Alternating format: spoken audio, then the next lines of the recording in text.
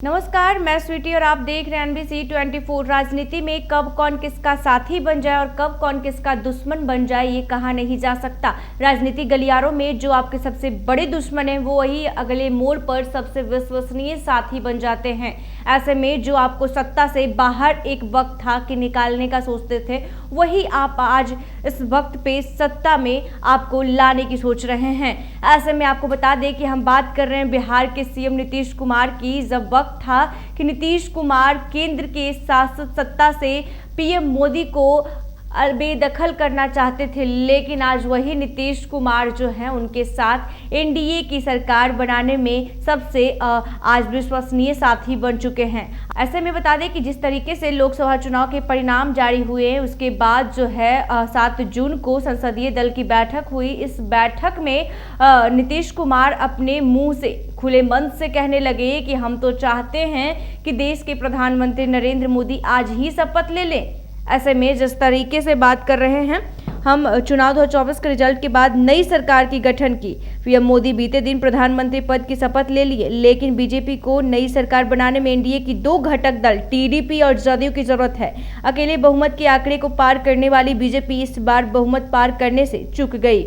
BJP के हिस्से में 240 सीट आए हैं, वही एनडीए को 293 सीट मिले हैं, जिससे बहुमत साबित कर केंद्र में एनडीए की सरकार बन गई है। लेकिन अब सबसे बड़ा सवाल ये खड़ा हो रहा है कि हमेशा पलटी मारने वाले और एक वक्त पर पीएम मोदी को सत्ता से बेदखल करने वाले सीएम नीतीश आखिरी एनडीए के साथ कब तक देंगे। सीएम नीतीश कब तक पीएम मोदी के विश्वसनीय साथी बनकर रहेंगे। सीएम नीतीश ने की थी कि बीजेपी को सत्ता से हटाने की पहल। ज्ञात हो कि आज से करीब 1 साल पहले सीएम नीतीश ने विपक्षी गठबंधन को एकजुट कराने की कवायद शुरू की थी।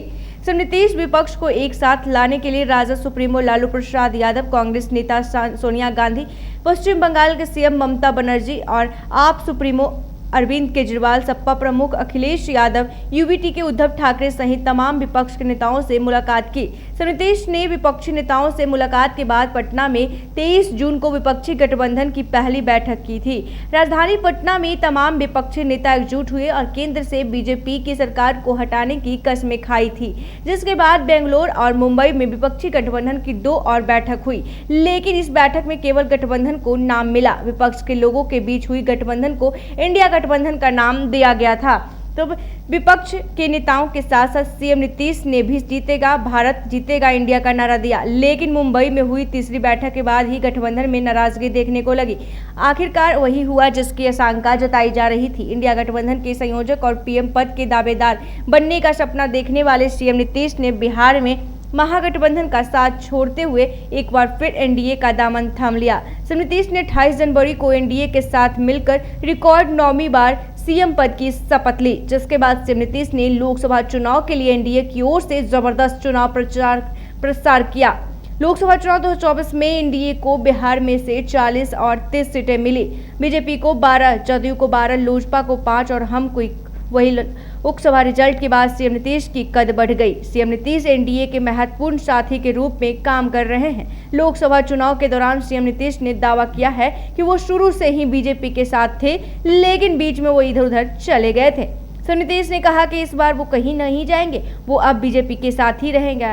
हालांकि हम सब नीतीश के दावे में कितनी सच्चाई है ये वक्त ही बताएगा। फिलहाल जदयू की ओर से एनडीए को एक बार फिर छोड़ देने का तमाम दावे को खारिज किया जा रहा है। जदयू का कहना है कि केंद्र की मोदी सरकार अगले 5 सालों के लिए बनी है और टिकी भी रहेगी।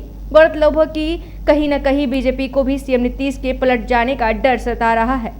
नेता प्रतिपक्ष तेजस्वी यादव ने लोकसभा चुनाव के दौरान दावा किया है कि सीएम नीतीश भले बीजेपी के साथ है, लेकिन उनका मन राजद के साथ है। तेजस्वी ने यह भी कहा था कि सीएम नीतीश कोई भी बड़ा फैसला ले सकते हैं।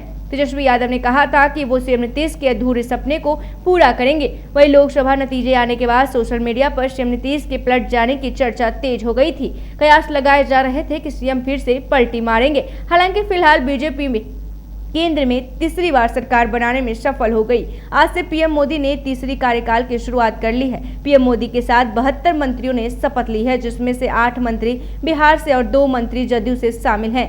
बहरहाल अब आगे ये देखने वाली बात होगी कि सीएम नीतीश कब तक पीएम मोदी के साथी के रूप में रहते हैं। अब सवाल उठ रहा है ये कि क्या जिस तरीके से पीएम मोदी के साथ नीतीश कुमार विश्वसनीय साथी बन के खड़े हैं, तो कब तक नीतीश कुमार एनडीए के साथ रहेंगे?